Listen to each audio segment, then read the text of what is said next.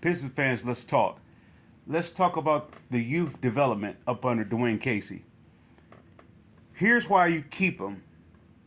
He is part of the first two phases. Dwayne Casey is, and by the time they get to the third phase, when the players actually start to gel as a cohesive unit on their own on the court as a cohesive unit, they have each other's back and they're willing to do with each other, do whatever it takes for each other to buy into one another.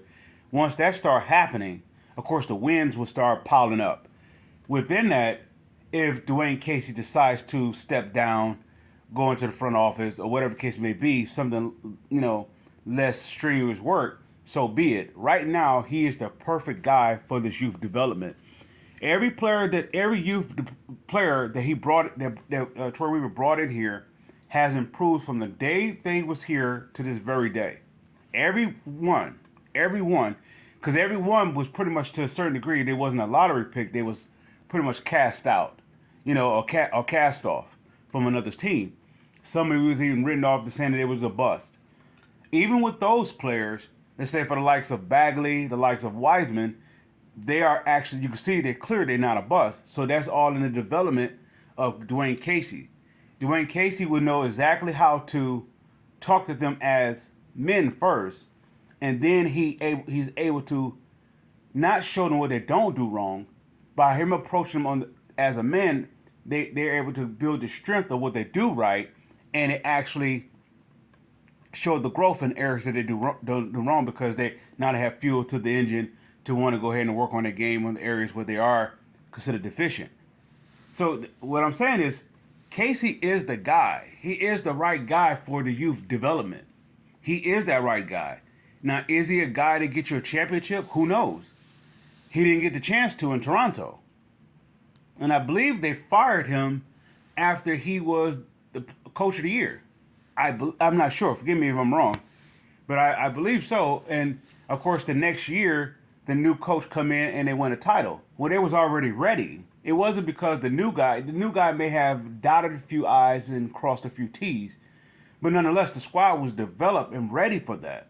But that's the time that Casey put into to get him from the first stage, which is, as in our case with the Pistons, Troy Weaver's assembling the group together. And then number two, allowing them, the coach is actually allowing them to develop, or not, so much so putting them in a position to show them where their strengths are and work on that. And then the third phase, of course, it would be ultimately them coming together as a team and they taking the next step as a team. So first step is the general manager, second step is the coaching, the third step is the players. The fourth phase is when it all comes together from general manager, coaching, and players.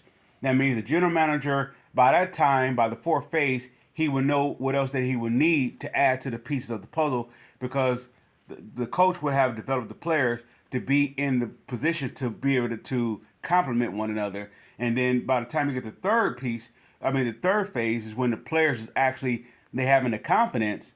And now, they have this approach that they have this, we can play. We not just can compete. We can actually play, And I want to say that was Rick Carlisle's second year with the Pistons when that happened for the recent championship team. It was Rick Carlisle's second year when they realized they are good.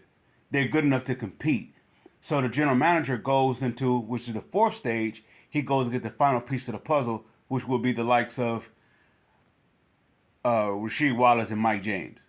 They was the final two pieces, along with Eldon Campbell that year, Darvin Ham, let's say, and he brought back Lindsey Hunter. That was the solidified of the championship team.